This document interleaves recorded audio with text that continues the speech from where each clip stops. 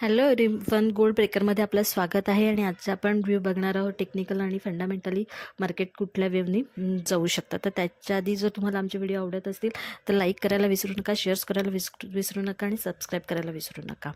आणि त्याच्या आधी आपण एक डिस्क्लेमर घेऊयात की हा जो व्हिडिओ आहे हा एज्युकेशन बेसवरती तयार केलेला आहे. ह्याच्यामध्ये आपण कुठल्याही प्रकारचा निवेश करायला सांगत नाही.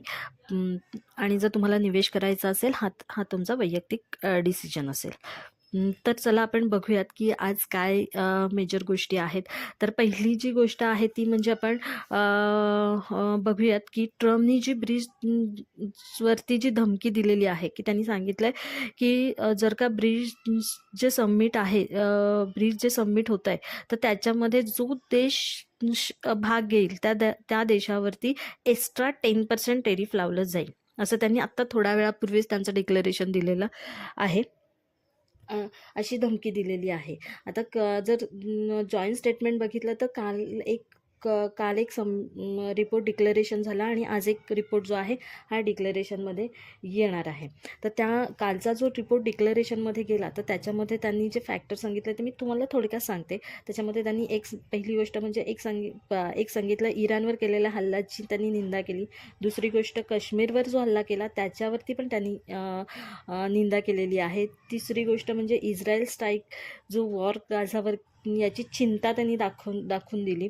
त्याच्यानंतर सगळ्यात महत्त्वाचा पॉईंट असा येतो की ह्याच्यामुळे जे ट्रम्प आहेत हे थोडेसे भडकले आहेत आणि त्यांनी कदाचित तीच असं 10% एक्स्ट्राचा टेरिफ लावला असा माझा एक अंदाज आहे. तर त्याच्यामध्ये जे जॉईंट स्टेटमेंटमध्ये त्यांनी चेतावणी दिली आहे की टेरिफ जो वाढवतात त्यामुळे व्यापार जो आहे व्यापाराला मोठा धक्का बसू शकेल, असं त्यांनी त्याच्या rising tariff was authorise to global commercial ह्याच्यामध्ये त्यांनी सांगितलं. आणि कदाचित त्याच्यामध्ये टेरिफ ज्या ट्रम्प आहेत त्यांनी 10% टेरिफ वाढवायचा विचार केलेला असावा. Hope so. त्याच्यानंतर ह्याच्यामध्ये जर बघायला गेलं तर चायनाचे राष्ट्रपती जे आहेत त्यांनी तर ह्या ब्रिज समिटमध्ये भाग घेतलेला नाही आहे.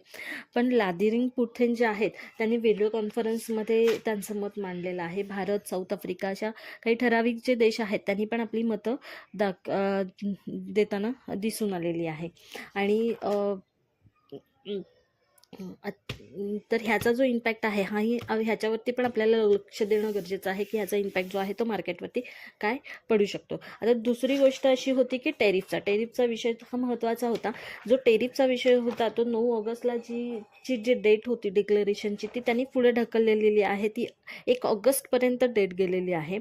आणि ट्रम्प यांनी सांगितलेलं आहे की असे जे स्टेटमेंटचे लेटर आहेत ते आम्ही आजपासून पाठवायला सुरुवात करणार आहोत. आणि 1 ऑगस्टला जो टेरिफ लागू होणार आहे तो एप्रिल महिन्यातला म्हणजे जुना जो त्यांनी टेरिफ लावला होता डिक्लेअर केला होता एप्रिलमध्ये तोच लागू होणार आहे असं त्यांनी सांगितलेलं आहे. आणि तशी जी लेटर आहेत त्या सगळ्या कंट्रीला पाठवण्यात येणार आहेच. आणि जर आजचं मार्केट बघायला गेलं तर आज जे मार्केट आहे ते सेल डाऊनच दिसून येईल आपल्याला गोल्डचं.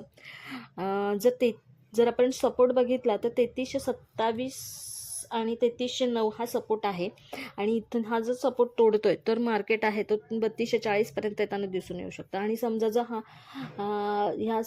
ह्या सपोर्टपासून तो वरती जातोय तर 3366 किंवा 3384 पर्यंत आपल्याला मार्केट दिसून येऊ शकतं. म्हणजे 3366चा रेजिस्टंट आहे आणि 3366 आणि 84 ह्याचा रेजिस्टंट आहे. ओके, तुम्हाला आमची जर व्हिडिओ आवडत असेल तर लाईक आणि शेअर करायला विसरू नका. थँक्यू.